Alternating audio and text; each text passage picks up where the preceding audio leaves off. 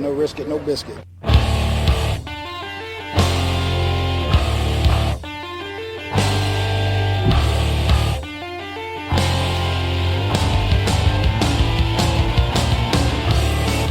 Coming from the Arizona desert, presented by SBNation.com.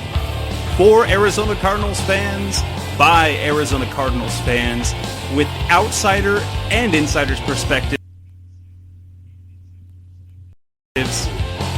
This is Revenge of the Birds.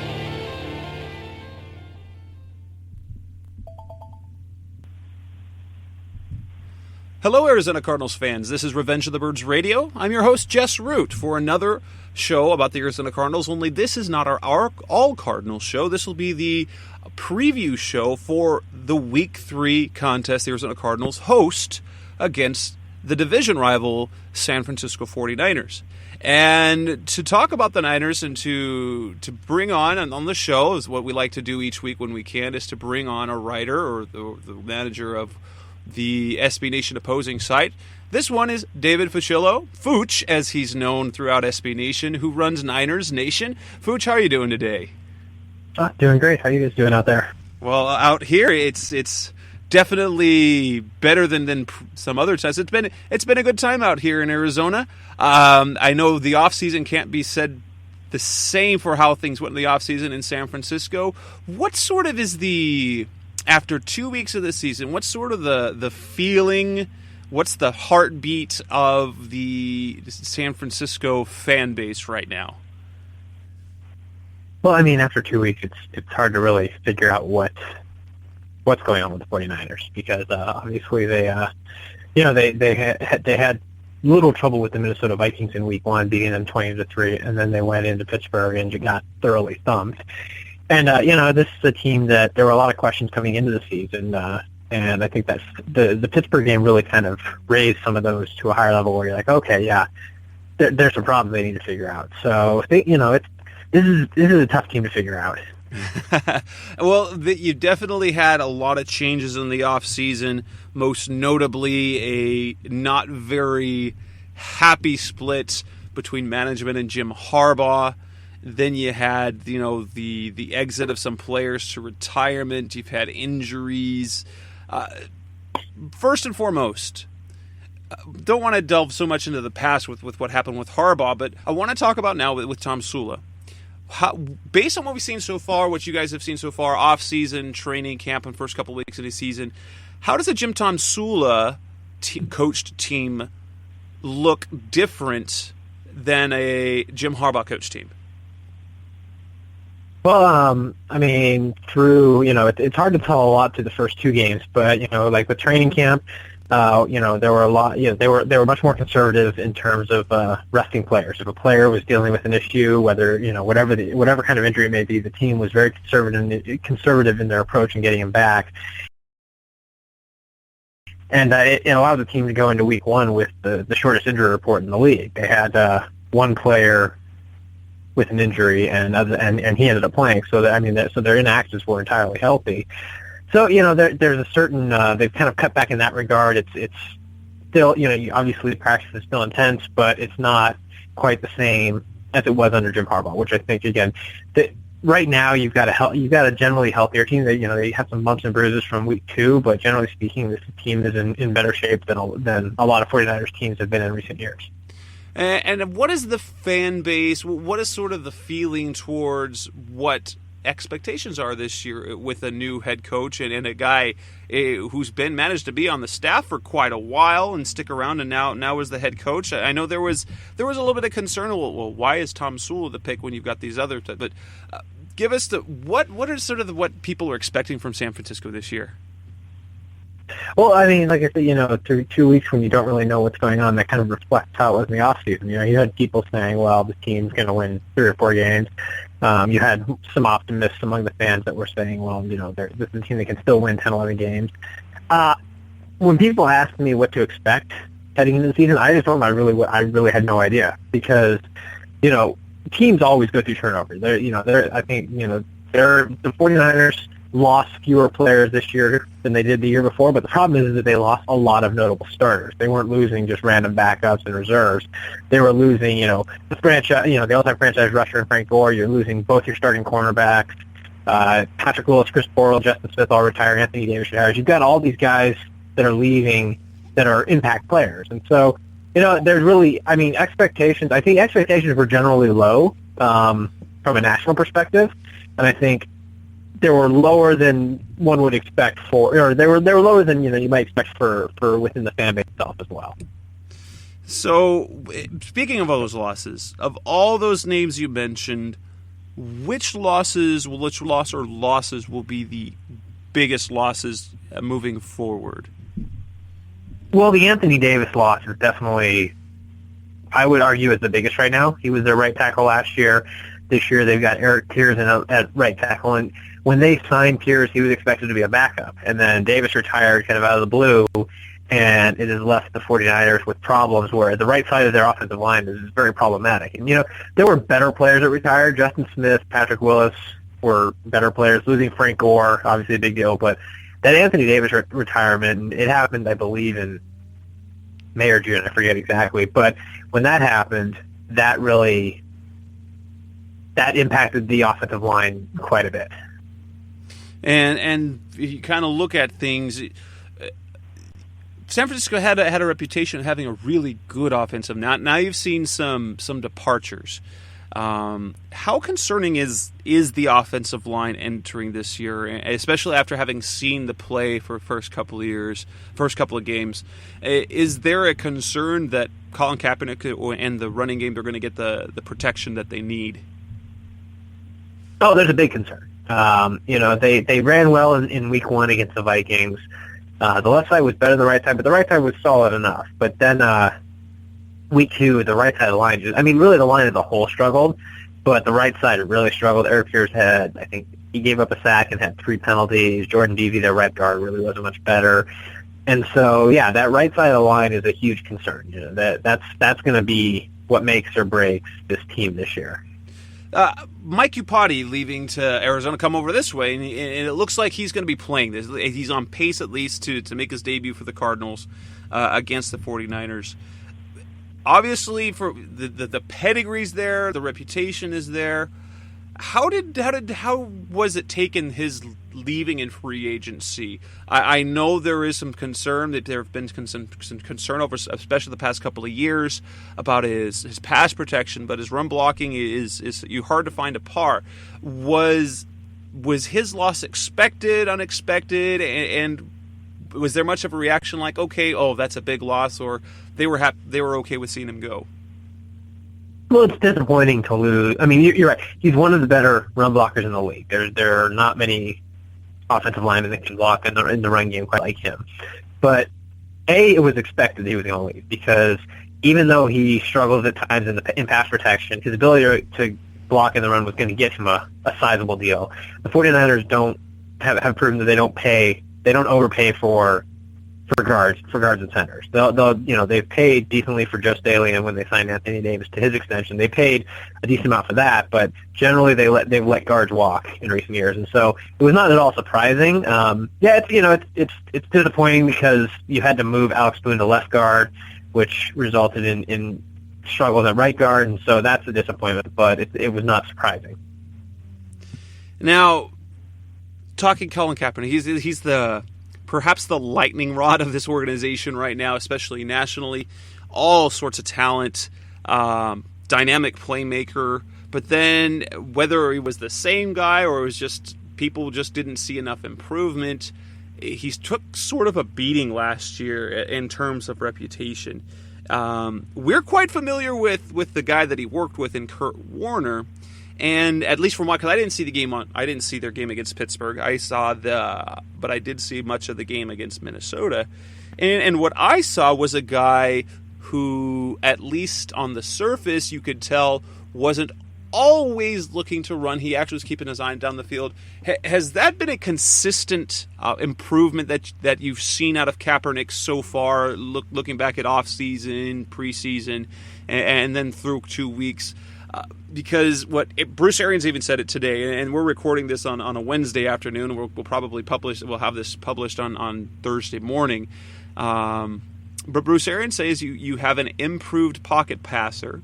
But then Tony Jefferson, one of the Cardinals safeties, was on Pro Football Talk Live, and one thing that he said is that when it comes to third down, he's still the same guy where he makes one read, and if it's not there, he takes off. Well, it's actually funny. I wrote up what Tony Jefferson said on PFT Live and posted it, and one of my followers was replying to me and said something about Tony Jefferson needs to look at the film, and he mentioned Tony Jefferson in a tweet, and Jefferson actually replied to that tweet and was saying that's not what he said, but in reality, I don't think he may have meant something else, because he basically was saying that he's kind of that he has that ability to do it. He kind of tried to walk it back a little bit, so that was mildly entertaining. But no, it's interesting. If you get a chance, I actually highly recommend your readers take a quick look at the Week 2 game, at least to looking at the pass plays. The offensive line struggled at times, but when Cap got some time, when he was able to move around, you actually saw a guy who, more than we've seen recently, is a guy who can maneuver in the pocket a little bit better, can make his way through his progressions a little bit better, and generally look good. You saw some touch. You also saw the strong arm. As bad as that game was, I thought that his performance was actually really quite impressive. He did get some garbage time yards, that's for sure, in the fourth quarter, but just generally in terms of looking at what he was doing, his footwork with his base in the pocket, that's something that, garbage time or not, you're going to, the mechanics are still something to watch for, and they looked really good. So that's something where we've seen improvement, and hopefully, hopefully it's something that that consistently shows up the next 14 weeks.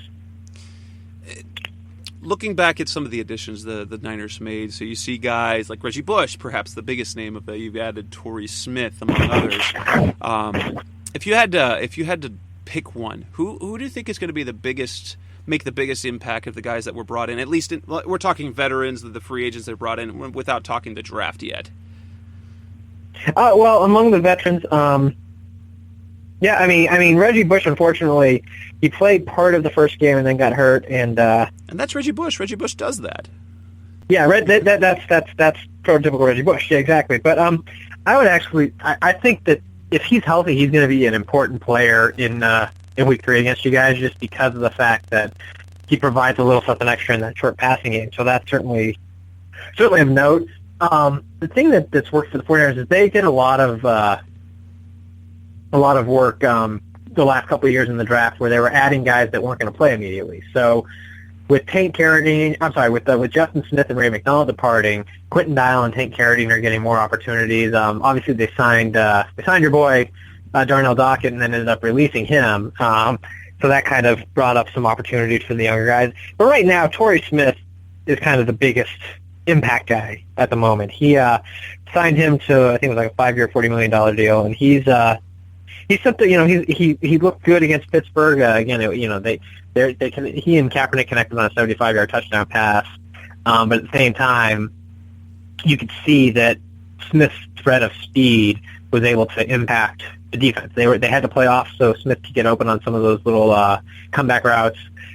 He was able, he'd go deep and it would draw 3 defenders. So that kind of thing is going to be incredibly important for this offense. Well, and you're pairing a championship duo. A championship duo the 49ers are quite familiar with in Bolden and Smith now together. Was there anything to that because of what they saw in Smith, and perhaps it was?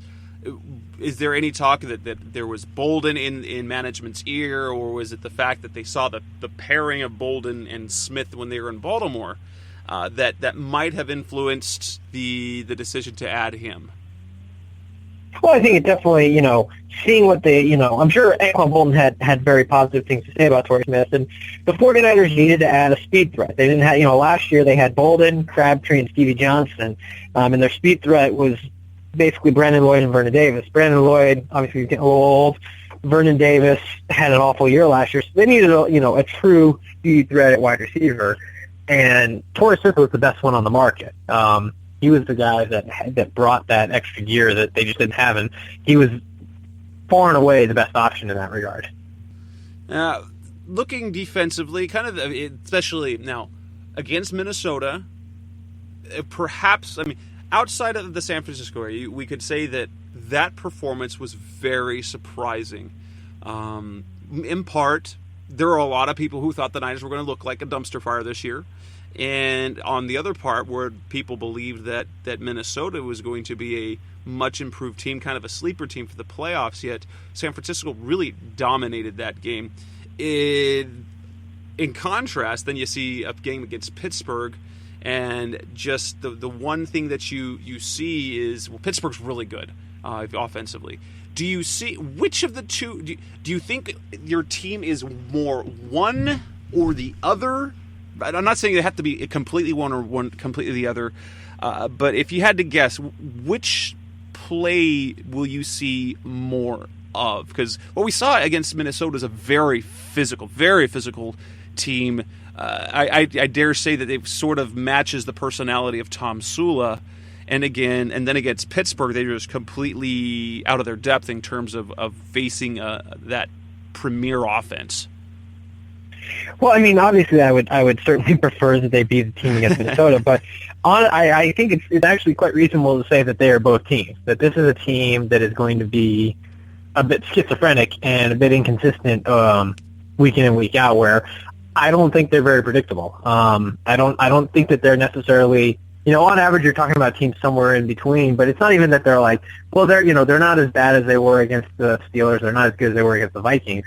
There's going to be weeks where they look good. There's going to be weeks where they look really bad, and it's just this is a team that is still trying to find its way. There's like I said, when you have that much turnover in the starting lineup on both sides of the ball, you change coaching staff that dramatically. It's hard to really say, well, this is what this team is about.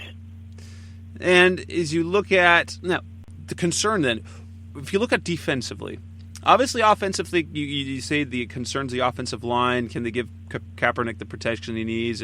Can he take the next step in his development? But defensively, what are the biggest concerns right now? And if you look at, in particular, Pittsburgh, who has a very, very good passing offense, and then you're coming up into Week 3 against a Cardinals team who has had a lot of success in the first couple of weeks throwing the ball, and they have a healthy Carson Palmer. The offensive line is actually playing pretty well, and then all the weapons they have around them.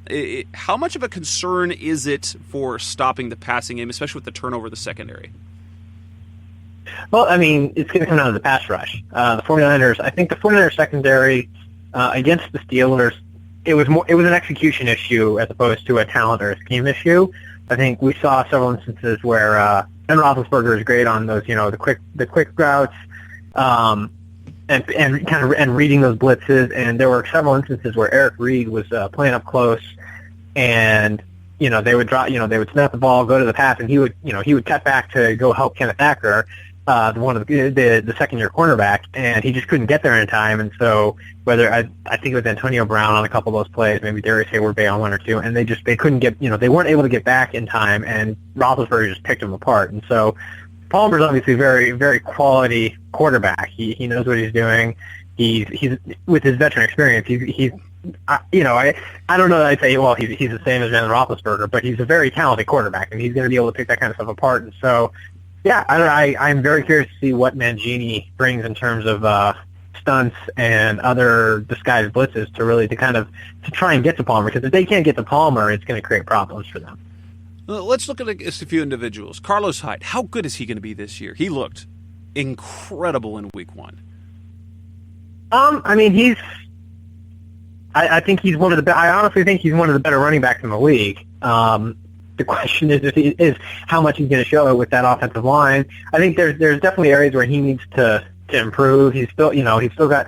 There are a few running backs that have the vision of Frank Gore, and so that's something that comes with experience. The longer you play, and so getting into the lineup, I think you're looking at a guy who's a little more of a Marshawn Lynch type running back in terms of breaking tackles and sheer physicality. That's something where Frank Gore was more of a finding just the tiniest of holes and squeaking through it, and not really. He's not a guy that broke a ton of tackles, whereas Carlos Hyde is just more physical. And so, it's like everything else on this offense. That offensive line is going to dictate what we see from him. on the other side of the ball, Eric Armstead, what is his upside, and what and John Tomsula said today, I heard it on the conference call.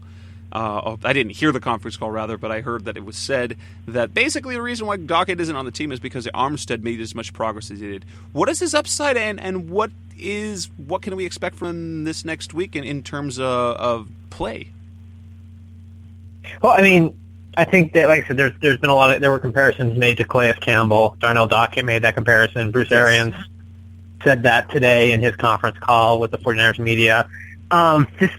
He's just so huge. He's like 6'5", 6'6", whatever, 6'8". I don't know, maybe 6'8". I don't know, just a big guy. He was a bit raw coming out of Oregon just because he didn't play. He's relatively young. He played some base 3-4 defensive end role, so it wasn't a role that showed up a ton on film. And so, he's a guy that last week I think he played maybe 15 snaps, give or take, maybe something like that. He's not, he's a first-round pick, but he's not a guy that they are counting on as a starter at this point. They are doing, and this actually applies to a lot of their defense. They're using a lot of rotation. On their defensive line, Quentin Dial and Glenn Dorsey are the starters on the end, and then Ian Williams is the nose tackle. And then when they go to the nickel, you've got Tank Carradine going in, you've got Armstead going in. Armstead is primarily playing a defensive tackle role in the nickel defense. It's not a glamorous role, I guess. He can get push. He's got a lot of strength. You'll see him pushing back on his defenders, but he's still learning how to close out on sacks and really just learning a lot of the tricks of the trade. So, it's going to be. I think it'll be a fairly under the radar role that you'll see. And you'll have to kind of pay particular attention to him at this point. How Navarro Bowman will Navarro Bowman be this year? Well, he's off to a good start. If you're, for those that are fans of Pro Football Focus grading, he's tops among inside linebackers at this point. But just in general, you see it. If I don't know if you caught any of the preseason action. I mean, on his first series back, he played 3 snaps and he had 3 tackles, 2 for a loss.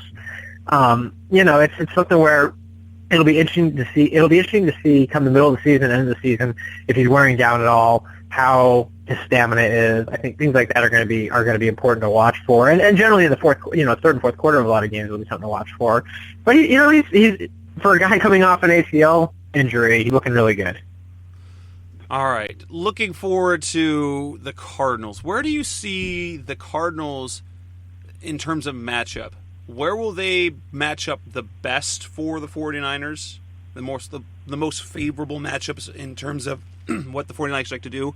And where do you see the matchup being the most troublesome? I would say the passing game as a whole, just, the fact that the Cardinals' offensive line is looking good. Generally speaking, I would say, just based on the first 2 weeks, that that would be an area where if they should be able to win those battles. But it's, that's where it gets interesting with Mike Iupati because he's not as good a pass protector as he is a run blocker, and because he has missed the first 2 weeks, if he does play this weekend, that's something interesting. It kind of shakes up the chemistry, if you will, of the Cardinals' offensive line, and that could quickly. It's possible that could switch to a strength for the 49ers. They've got some solid pass rushers. They were able to do next to nothing against Roethlisberger, so that's certainly a concern. But I don't know, that Cardinals' offensive line.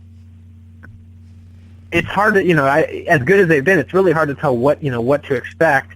I wouldn't be surprised, especially if they switch it up where they've got Iupati back in there and they're moving guys around again. If you see some of that short passing game that the Steelers had a lot of success with, and so that it's kind of a cop-out answer, but that could fall either way, I think. And let's give you the money question here. I believe the line is, I think I saw it was 6.5.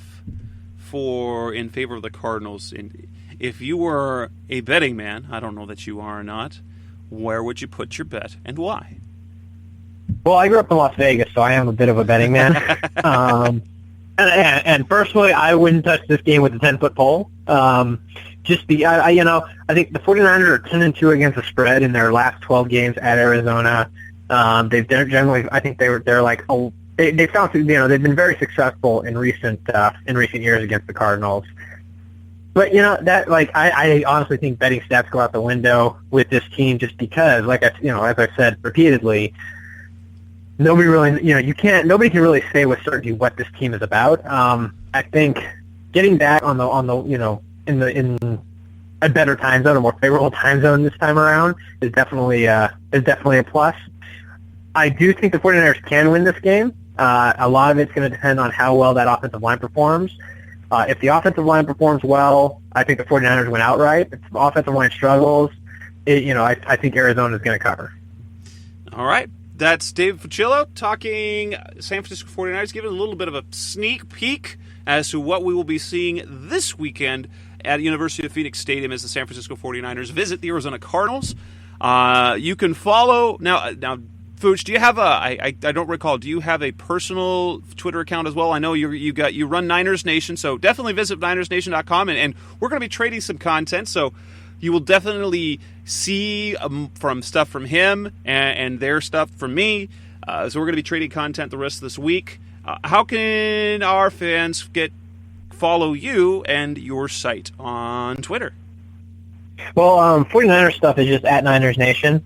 Pretty simple. I do have a personal account. It's at David Fucillo, DavidFucillo, but I actually generally don't talk football on that one. Well, I don't talk 49ers football. I save that for Niners Nation. The personal one is my random musings about football, the hypocrisy of football in general, the Oakland A's, and today I actually got some video of the Pope driving by. So that was so you can get that kind of you get that kind of random stuff from me. Nice. Are you actually in the office today, or are you still staying away? I am staying away. I actually we had some people go into the office, and because the Pope was actually doing a prayer service at the church across the street from us. Ooh, that had to be a mess. Yeah, and so I decided to go out for a run, and I went running down near the office, and it was packed. So I kind of cut around and was going up another, and I basically I can run down to the White House and back pretty easily. And so I was coming back, and I decided to go a few blocks over to avoid the rush. And then I came across a street where they were cutting off where they were shutting down the street, and there weren't a lot of people there. So I kind of hung around, and the Pope drove by. Fantastic. Well, Cardinals fans, this has been another episode of Revenge of the Birds Radio, our preview show for Cardinals-Niners Week 3. That's Dave Fucillo, and Fooch, as we know him in SB Nation. I'm Jess Root. Thank you for listening, and we will hear from us again on the All Cardinals Show with Seth Cox, recorded Tuesday night, posted Wednesday morning. You've been listening to Revenge of the Birds. Keep the conversation going by visiting revengeofthebirds.com. Follow us on Twitter at Revenge of Birds. You can also find us on iTunes at facebook.com/Revenge of the Birds.